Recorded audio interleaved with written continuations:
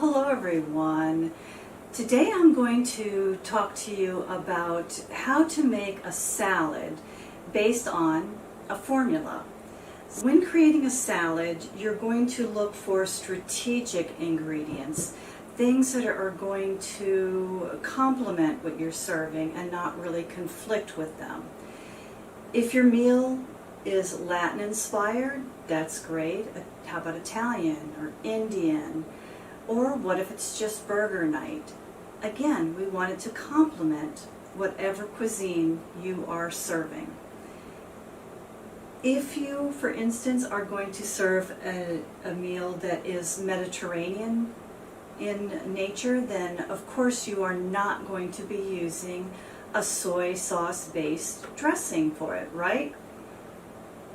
Well, let's get on to that salad. Number one, your salad greens. Really, you only want to choose 2 or 3 greens or lettuces, depending on what you're going to serve. Now, if you want to, the exception to this rule would be using a salad mix. They've got tons of great ingredients in bagged salad mix, and that might be a great option for you. But in general, 2 to 3 different kinds of lettuces or greens are maximum. And you're going to vary them. You want to vary them by their color, by their texture, by their crunch, by their flavor. So that's how you're going to determine what salads or lettuces and greens that you want to use, and mix it up. This is really a fun way to get some extra crunch or a great look to your salad bowl. So number 2, let's go on to the protein. Your protein is going to be whatever you want. It could be steak or chicken, or let's say you might have a great piece of seared tuna that you want to serve with it, or even some grilled shrimp or scallops. Those are wonderful proteins. Let's say you're vegetarian or vegan. You can swap out the meat for things like beans, grains, eggs, things like that. So also, if you are going to be serving an entree that includes a big meat dish, then you really don't even need to include any meat into your salad at all. But if you're going to be doing a lunch salad, adding meat to it is going to just ramp it up a notch, and it's going to be great to make your lunch salad a little bit heartier. So after your protein, we're going to talk about the soft stuff. So yeah, the crunch is important, but you're going to want to contrast that with some soft things. The egg could be considered soft, the grains, the beans, but it could be tomatoes, it could be cheese, it could be shredded cheese or crumbled cheese. And that just, again, gives you a little bit of a difference in texture.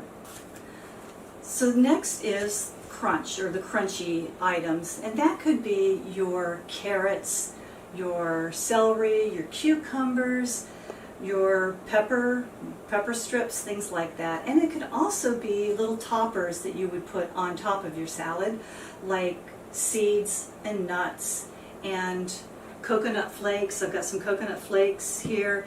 Also croutons, or you can break up some really interesting crackers, that flavored crackers. These are seeds and turmeric crackers. And a fun thing for the kids is to use something like goldfish crackers. So that's the great area of crunch. So the next thing we're going to talk about is that Now that is, what is this? Or I've never had this in a salad. And that could be things like fresh or dried fruits. It could be pickled vegetables, or kimchi, or sauerkraut, or how about some edible flowers? And another might be some of your great microgreens or sprout. And element number 6 is the salad dressing. And in a way, that has its own formula. For a salad dressing, you should have a good fat. Then next you would have an acid, an emulsifier, and flavors, and perhaps sweeteners in it. And I know that sounds crazy, but keep on listening. So your fat would be a good quality oil. I like to use most of the time olive oil because it's a good kind of neutral fat or oil. But if I want something a little bit more robust, I might have hemp seed oil. If I want something a little bit lighter, maybe I'd go to an avocado oil. If you are a vegan or vegetarian, then you can totally skip the fat or the oil and substitute it for a good healthy fat, like maybe a thinned out avocado or thinned out tahini, things like that. So there are ways to work around this to go for your dietary needs. Now, your basic ratio would be 3 parts fat to 1 part acid to 1 part of emulsifier. And I'll go through that again a little bit later. So your oil, we've covered that. Your acid can be a vinegar, or it could be something else that's tangy, like citrus juice. That would, of course, be, your lime, your lemon, your orange, whatever complements your meal. Then your emulsifier. So together, your acid and your oil is not going to mix together unless you have something that binds them together. And that would be something, again, like avocado, mashed up avocado would emulsify into that. This would also be your mustard, like that's why you always hear of a honey mustard dressing, because that's the emulsifier in that. Now flavors. Flavors is really the main backbone of your salad dressing, of course, and that would be your herbs and spices, salt and pepper.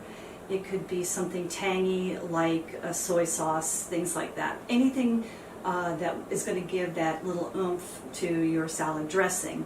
And last of all, if you need it, you're going to taste your dressing, and if it's just a little bit too tart, you can add some kind of a sweetener like honey, agave, maple syrup, stevia, things like that. So again, you choose what it is you want. Now, at the end, if it's too thick, you can add just a little bit of water, a little at a time, until it's the consistency that you want. Now, let's look at the salad that I created to go along with Ellen's signature drink, which of course was the tequila sunburn. And it was very bold and spicy, so we need to make the salad bold and spicy just like that. So what I ended up using for the greens, I used a combination of iceberg and red leaf lettuce. So I've got 2 completely different types of lettuces. One's more crunchy and the other softer, but I've got that beautiful red color in that salad. And I imagine that the drink is being served with a hearty meal, so I really don't think we need to add any meat to it. But I did go ahead and put in some black beans and some grains in here to act as a protein. And that's kind of good if you're drinking, to have something a little bit heavy on your stomach. So the soft stuff are tomatoes, and of course they're from my garden, and a little cotija cheese. The crunch is from red pepper strips and some carrots. And the is being provided by the pepitas, which are sunflower seeds, and also pickled jalapenos. So for the dressing, I came up with an avocado lime dressing. And for the fat, I used olive oil. For the acid, I used lime juice. For the emulsifier, I went ahead and used some thinned out mashed avocados. So a little guacamole action going there. For the flavor, I added fresh cilantro, lime zest, and some salt and pepper, and some garlic, minced garlic. So that was really good. Now, when I went ahead and tasted it, it was pretty sour, so I did end up adding some honey. I could have used some agave, but I didn't have any available right now. So all in all, I think this is really good. It's going to be really beautiful, and I hope you guys enjoy the rest of the conference.